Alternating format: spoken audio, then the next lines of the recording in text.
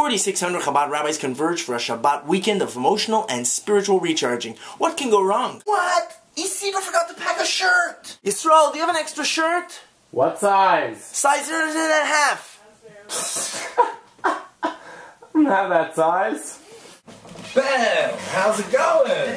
Shoot, it's been a while. Yeah. Oh, wow. That tan, that doesn't come from rabbi work, does it?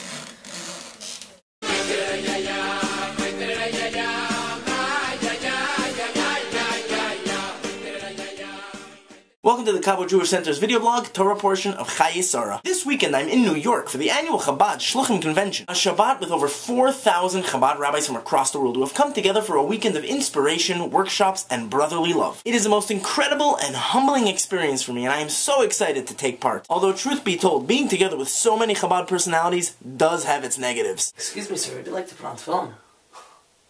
I'm Chabad. I'm like on your team. Okay, relax. Don't yell. Actually, holding the Kiddush Convention this particular week is quite remarkable, especially considering one of the topics discussed in this week's Torah portion of Chayei Sara. Abraham's son Isaac marries Rebecca. Mazel tov! But how exactly does it all go down? Well, Abraham sends his servant Eliezer to the land of Haran, where all of Abraham's cousins still live. The job is to seek out a wife for Abraham's son Isaac, who is 40 years old. 40 years old and still not married? You'd think he'd be less picky by now, but no! Abraham's condition is that the girl must be from his extended family and not from the rest of the pagan idol-worshipping world. He also wants her to be a lawyer, good-looking, have money. Just kidding. So anyways, Eliezer miraculously travels the 17-day journey from Hebron to Haran in just one single day. Arriving at the town's well towards evening, he sees all the girls coming with their buckets to fill up water for dinner. Not knowing any of the girls, and under pressure to find one ASAP, he makes a deal with God. The first girl to offer water for him and his 10 thirsty camels will have demonstrated the Abrahamic character trait and will be the one destined to marry Isaac. Whoa! Another miracle! Even before he finishes speaking with God, Rebecca already arrives at the well with her pitcher.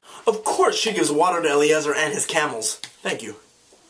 Then he finds out that she's also a cousin of Abraham, and she comes back home with him for the grand wedding ceremony. Great movie concept, I must say. But how is this your story, as well as mine? First of all, why in the world does the Torah elaborate so much on this episode? It's only a wedding, for goodness sakes! Why the need for all the nitty-bitty details? Not again! The reason is because this is the story of life, and the purpose for which we are all here on earth. Isaac is what Kabbalah calls an Ola Tamima, which means a completely holy being. God would not allow Isaac to leave the Holy Land because his entire existence is holy and spiritually charged. Rebecca, however, lives outside the Holy Land, in Haran with her father Bethuel and her brother Lavan. They are infamous idol-worshipping crooks and swindlers. She is therefore described as the rose among thorns, precisely because her environment is far from holy. Her existence is the physical, coarse realities of life. In simple terms, Rebecca marrying Isaac, he was like totally not her type. Yet Eliezer is sent with the mission to bring the two together in holy matrimony. Fusing the spiritual and the physical is in fact the very purpose for all of creation. Eliezer is the first shliach, the first emissary of the Torah, charged to bring a lowly world together with the highest spiritual heights. The story brings a message to all of us.